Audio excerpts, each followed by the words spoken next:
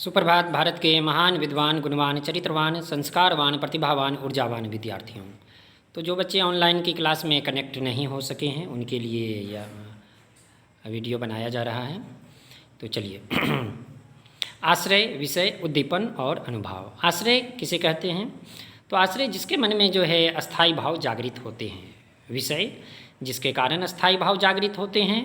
उद्दीपन जिसके कारण अस्थायी भाव और भी ज़्यादा बढ़ जाता है पहले की अपेक्षा, पहले की तुलना में। ठीक है। अनुभाव क्या होता है कि मनुष्य के चेहरे से, शरीर से जो भाव प्रकट होते हैं उसे अनुभाव कहते हैं। तो अब इसको एग्जाम्पल के थ्रू समझिए।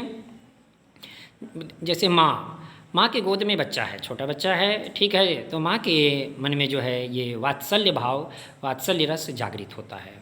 तो आश्रय, माँ आश्रय है। क्यों है? क्योंकि माँ के मन में जो है वात्सल्य भाव जागृत हुआ। ओके बच्चों। विषय, बच्चा जो है वह विषय है रस टॉपिक में। क्यों? क्योंकि बच्चे के कारण माँ के मन में जो है वात्सल्य भाव जागृत होता है। उद्दीपन, माँ के मन में जो वात्सल्य भाव है वह पहले की तुलना में कब बढ़ जाता है? पहले की तुलना में और अधिक जो है फास्ट हो जाता है, इंक्रीज हो जाता है। कब? जब बच्चा जो है तोतली बोली में जो है मम्मा मम्मा मम्मा ऐसे कहता है। ठीक है।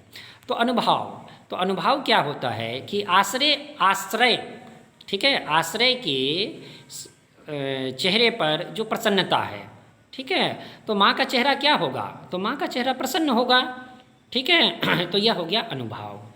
तो आश्रय, विषय, उद्दीपन, अनुभाव। अब दूसरा एग्जाम्पल इसका लेते हैं। जैसे माँ है, बच्चा है, माँ आश्रय हो गई। क्यों? क्योंकि माँ की गोद में बच्चा है, माँ के मन में जो है वात्सल्य भाव जागृत हो रहा है और बच्चे के कारण वात्सल्य भाव जागृत हो रहा है, तो इसीलिए बच्चा जो है वह विषय हो गया। भगवान न करे किसी बच्चे की तबीयत खराब हो, बच्चे को जो है बुखार आ गया है, जिसके कारण टेम्परेचर जो है बढ़ गया है, शरीर गर्म है। ठीक है।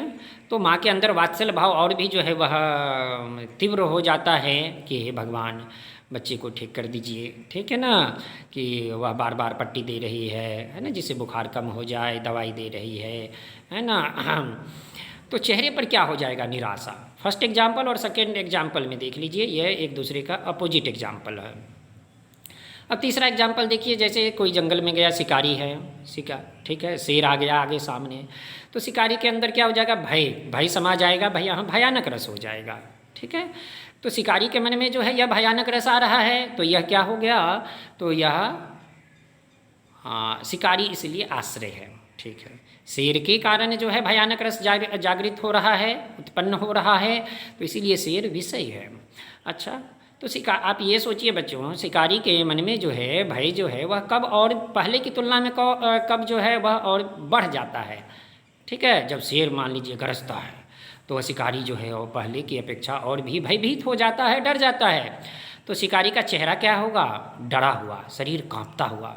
तो सामान्य लोग भी इसे समझेंगे कि शिकारी जो है डर जाएगा, लेकिन रस टॉपिक को जब आप पढ़ रहे हैं तो आपको इसमें यह समझना है क्या कि ये जो है अनुभाव है। ये डरा हुआ चेहरा जो है, कांपता हुआ शरीर जो है, शरीर जो कांप रहा है, इसे रस के अंतर्गत, रस के टॉपिक में कौन सा टर्म है यह? तो यह अनुभाव है।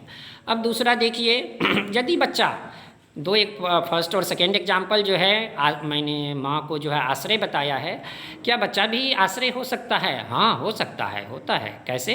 तो देखिए, बच्चा जो है माँ की गोद में है, तो बच्चे के अंदर भी, मन में भी जो है वात्सल्य भाव है। ओके। और बच्चे के मन में जो है वात्सल्य भाव जागृत हो रहा है, तो बच्चा आश्रय हो गया। माँ जो है वह विषय हो गई, क्योंकि माँ के कारण, और माँ जो है बेटा बेटा बेटा ऐसे दुलार कर रही है, दुलार से पुकार रही है, तो वह पहले की तुलना में बच्चे के मन में जो है वात्सल्य भाव और भी बढ़ गया, तो इसीलिए यह उद्दीपन हो गया। और बच्चे के चेहरे पर जो प्रसन्नता है, वह खिलखिला कर हंस रहा है, वह अनुभाव हो गया। तो मैं उम्मीद करता हूँ बच्चों कि आपको ये आश्रय, विषय, उद्दीपन और अनुभाव समझ में आ गया होगा। ओके बच्चों, बाय।